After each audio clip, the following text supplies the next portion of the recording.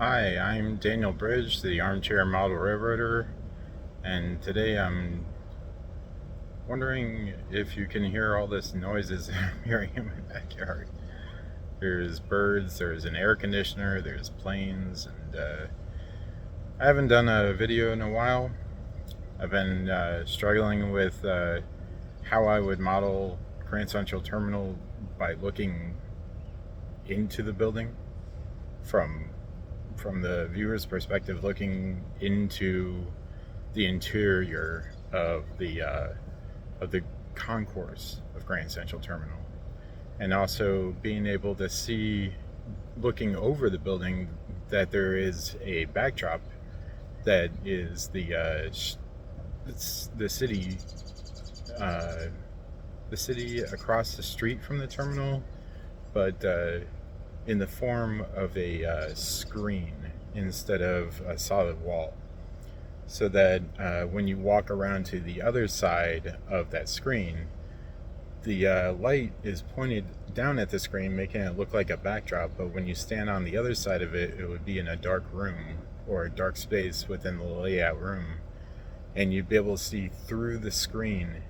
to the city street, or the facade, the front facade, the south facade of Grand Central Terminal. And I can visualize it. I've done a little bit of stage crew in the past. When I was in high school, I worked on the stage crew, and there were several backdrops like that where you could see a screen lowered in front of the audience, and it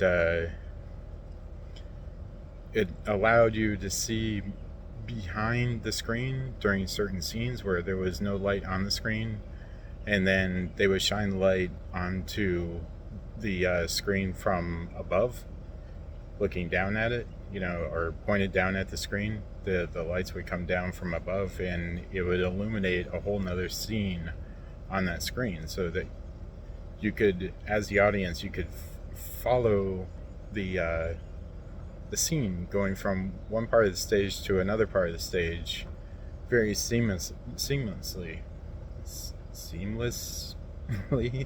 And yeah, so that was the vision for that. But then I started to think, I got off track, literally off track, and started thinking about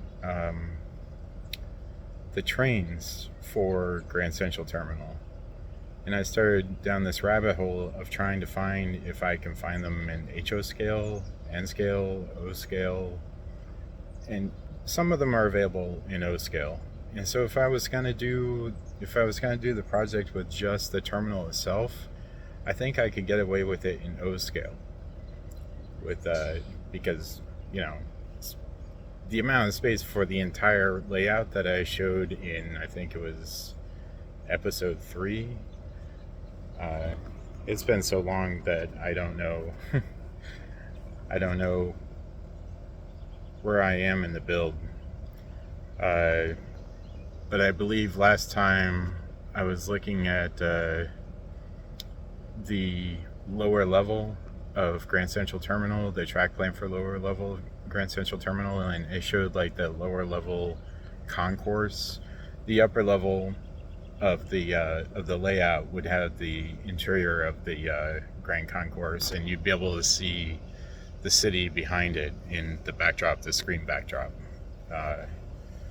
It'll be low enough so that children can view the layout.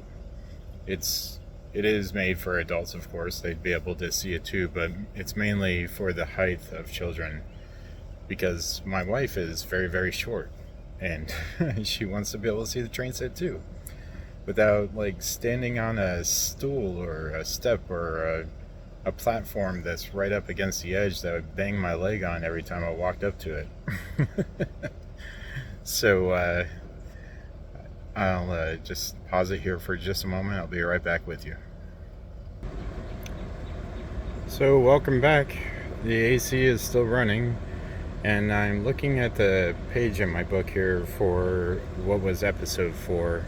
This was the This was the track plan for the lower level express tracks, and it showed that instead of modeling all the tracks for the entire lower level, I cut away an area for operations and for viewing the layout. Still not sure if I'm going to cover up any part of this area over here with I'm going to definitely put in tunnel walls, because this whole space is a tunnel, but I'm not going to put in any cross supports. All of the terminal's signaling system were dwarfs, and there was a single red light and a single blinking yellow light as far as I can tell. There were semaphores, miniature semaphores, when the station was originally built, but those were all taken out, and I like the ambiance of the lighting that's in the terminal now. So I think I might go ahead and just go with lighted dwarf signals for all the signaling. And this is very similar to what the upper level would have looked like. But I had some problems on the way to the upper level. This was a really good plan, sort of. It was the beginnings of the upper level, and I was trying to work out the rather complicated track work down here, where the Lexington yard goes into the ladder for the staging yard, and what I later found out to be mostly a freight yard, and down in this area right in here would have been where the mill track was, and the package track, and that had elevators that went upstairs to a building that was above the terminal behind it, that was all for shipping coming in and going outbound. And a lot of these tracks over here were storage tracks for freight cars and express packages and mail cars and things like that.